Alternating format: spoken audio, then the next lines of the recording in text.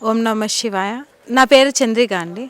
మేము ఈ గుడి గురించి ఇన్స్టాగ్రామ్ రీల్స్లో చూసి తెలుసుకొని దేవుణ్ణి దర్శించుకోవడానికి ఇక్కడికి వచ్చాము.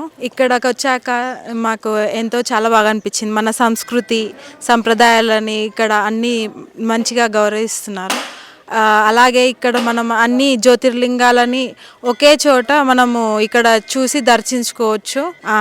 అన్ని జ్యోతిర్లింగాలకి ఒకేసారి అభిషేకం చేయొచ్చు. ఇంకొకటి ఇక్కడ ఏంటంటే దర్శనంకి కానీ టికెట్ కూడా ఏం లేదు, అభిషేకంకి కూడా ఏమి టికెట్ లేదు. మంచిగా బొట్టు పెడతారు. మంచిగా ఎలా వెళ్ళాలి ఎట్లా చేయాలి అనేది అక్కడ మనకి గైడ్ చేస్తూ ఉంటారు. అందరూ కూడా ఉంటారు. హరహర మహాదేవ శంభో శంకర.